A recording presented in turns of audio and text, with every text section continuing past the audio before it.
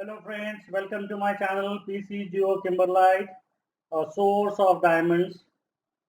Today we are going to see an important topic from igneous petrology, that is the magma and lava. What is a magma and what is a lava? I am Dr. Sajid Undekar, Associate Professor and Head, Department of Geology, AKI's Pune College of Arts, Science and Commerce, Camp Pune, Maharashtra, India, affiliated to Savitribai Phule Pune University, that is SPPU Pune, formerly known as University of Pune. So we begin with the magma and the lava. The main simple definitions to be known in the petrology. The magma. What is a magma? It is a mixture of melt. It is a pyroclastic material. It is a pyroclastic material which contain all the composition, which contain all the silicates and all the elements which have been present, volatile material, all these are there. And this particular pyroclastic material which is present below the surface of the earth, maybe a shallow, deeper, or intermediate zone. So below the surface, where it is there, and when sometime it will be there within this, where the magma chamber is there, within this magma chamber below the surface, this pyroclastic material which is there, which is having a high temperature pressure condition is there, that we called as a magma.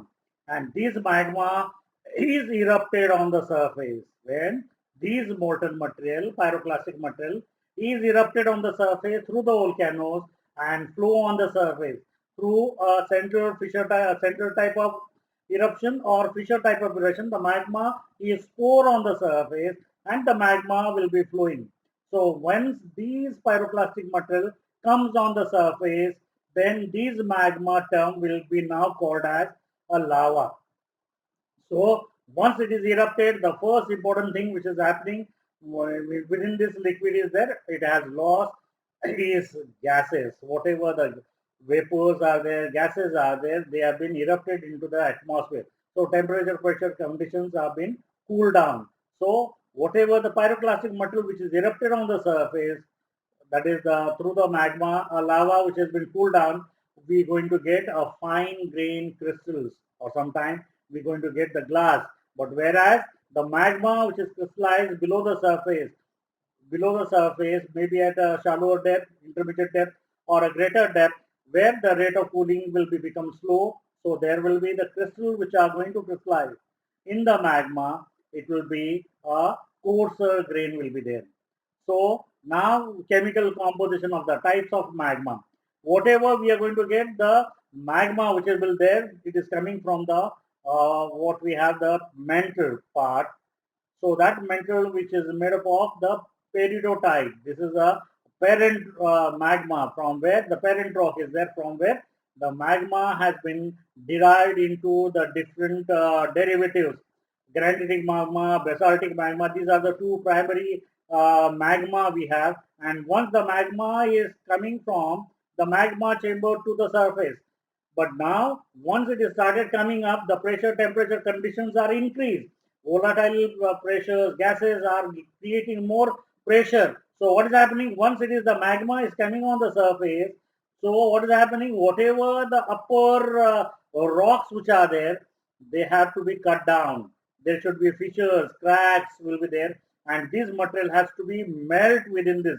So whatever the energy which is there, that energy is first cutting down that particular material, and sometimes that energy also used in melting that material, and due to that, the whatever the composition of the magma is there, it is slowly changing. That is assimilation, contamination has taken place, and while coming out through a pipe like a structure, at the same time, in the along the whatever the rocks which are come in contact, deposition is also there. So simultaneously, the material will be settled down wherever the pores or spaces are there. The magma will be deposited. So that due to this also, the magma gets differentiated. So whatever the original composition is there in the magma chamber, but once the magma is coming through a pipe-like structure, we will find out there is a drastic change has been taken place.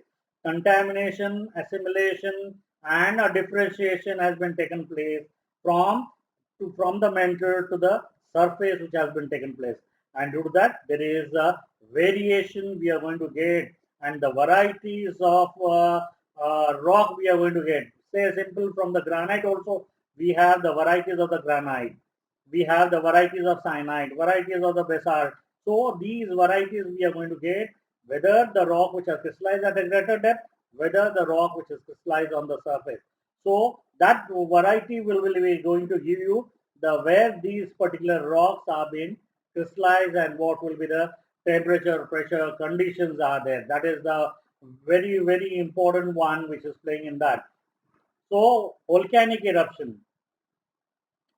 That volcanic eruption, once it is erupted, the whatever the lava which has come on the surface, that lava is basically of two important rocks. That is a primary magma, that is granitic magma, and basaltic. How you come to know? That is based on the viscosity. Take a simple example. If we have an inclined slope, and on that inclined slope, we can put 2-3 drops of water at one point from one side, and similarly from the other side, you can put 2-3 drops of oil. So what is happening? The water fast travel and reach first to the surface, at the bottom surface, whereas the oil will slowly come out at some distance and it will settle down. So that is the viscosity. So these lavas have different viscosities based on the what will be the chemical composition is there. That is the when it is more silica is there, it is more viscous, and where less is there, it is more mobile. The temperature pressure conditions are also going to play a vital role. Now, once you see the varieties of igneous rocks are there, like we have the uh, volcanic, plutonic, or hypobasal, similar one, acidic, basic, ultra basic, if we make out that particular part. So we find out that the petrologists which are there, those study the rock, geologists, those study these rocks, we call them as a petrologists. So these petrologists are studied these varieties of igneous rock, and depending upon their composition, chemistry, they have given the various classification. Sands classification is there, IUGS classification, Niggles calculation, or so based on the middle composition, chemistry. So they have given the when what we have, the classification has been put forth. So now we will see what type of magma we are going to get it from that particular the pyroclastic material.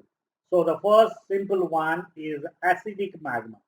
Now, what is the acidic? When we are going to say the acidity, we got acidity means some acid is more in us. So, what is that acidity? That is in a rock, especially when we have a rich, the rock or the magma is rich in SiO2, rich in Na2O, K2O. Once these three are there, or simply we say silica is richer in that, then that particular magma we called as the acidic magma. So the range what we are going to get at 66 to 77.5% by weight of SiO2, we are going to get that particular acidic magma, and that representative of the acidic magma is a granite.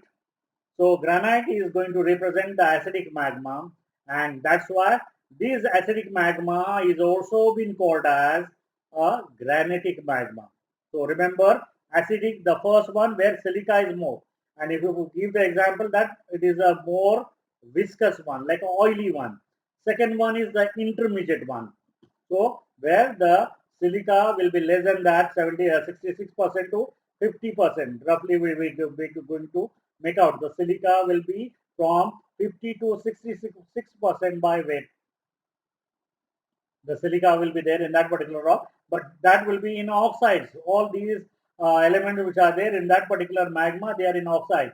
SiO2, A2O, K2O, Na2O, CaO, Al2O through, they will be dominating in that intermediate magma, and their total weight will be between 52 to 50 to 66% by weight. And andesite is a good example, the rock which is there, going to represent the intermediate stage of magma or intermediate lava. Third one is a basic magma, lava or magma, which we are going to make out. On the surface, it is called a lava. Below the surface, it's called as the magma. So the third one category of the magma is the basic magma. So that basic magma itself is going to give you that in that silica is a lesser in content. Now CaO, MgO, FeO. MgO, FeO is go on increasing, and here the silica will be from 45 to 52%, and the best representative of this basic magma we called as the basalt. Basalt is the best example for the basic magma, and that's why this basic magma is also been called as the basaltic magma. Come to the next one, the ultra basic magma, where high rich in Mg and Fe content. The silica will be less and Fe, Mg will be more in this. So in this silica will be lesser, less than 45%. The ultra basic rock will be where the SiO2 will be 38 by 8%. And the best example of this particular ultra basic rock will be represented as peridotite, and the periodic magma will be the best example for this particular variety. So what we have, the ultra basic lavas are almost non-existent. Now we are not going to get on the surface. They are restricted to the Precambrian itself. After that, there is no eruption which have been taken place of that particular ultra basic one. And technically speaking, the rock will be acidic, basic, and intermediate. These three ultra basic we are normally not going to use it out, and that will be based on what? The silica content, SiO2. How much the silica is there? Whether it is silica more than 66%, or the silica 66 to 50%, or 50 to 45%, or less than that. So on the basis of that, we are going to make them the categories as acidic, basic, intermediate, and ultra basic. So this is there. So similar one, based on the color also we can easily identify the magma itself. So acidic magma, basic magma, and the ultra basic magma. Acidic magma, light color one. Whenever we are going to see any rock which is a light in color, we straightway we make it as in a practical, it is acidic magma. It is a little bit darker inside than it is a basic magma. Still darker, it is a ultra basic. We are going to make out on the basis of the color. So color will be, again we have been making a name if you want to take out. Leucocratic. Leuco means light, cratic means color. Leucocratic for light color, mesocratic for intermediate color, then the melanocratic for dark, then hypermelanocratic is the very dark one. So leucocratic, mesocratic, melanocratic, and the hypermelanocratic. So these are the colors which we are going to get. On the basis of that, we will give the classification of that particular magma. Now the ultra basic term which is there, that describes the rock which will be in that, what we are going to make out, that it is a very little or no feldspar, and it is very rich or dark or contain ferromagnesian mineral, olivine, pyroxene. They will be dominating the ultra basic rocks. Mafic one, where we have rich in ferromagnesian mineral, and in that it also contains the feldspar. So the quartz, the feldspar and the quartz will be dominating. Then the next one, olivine, will be present over here in this. Yes, we have seen now the color wise, the ultra basic, basic, that is due to the, what will be the iron content will be there. Acidic, basic, ultra basic, that we have been done. So this is the way, the simple, based on the color as well as on the mineral composition, we can give the classification. So this is a simple, what we have term magma and a lava, because hereafter we, once you have started studying the rocks, then these magma, then the lava, then the, what we have, the various classification of lava, magma, classification of rocks, what we have done, that will be familiar. I hope this will be video will be helpful for your understanding the concept of about the lava and magma. Thanks. Have a nice day.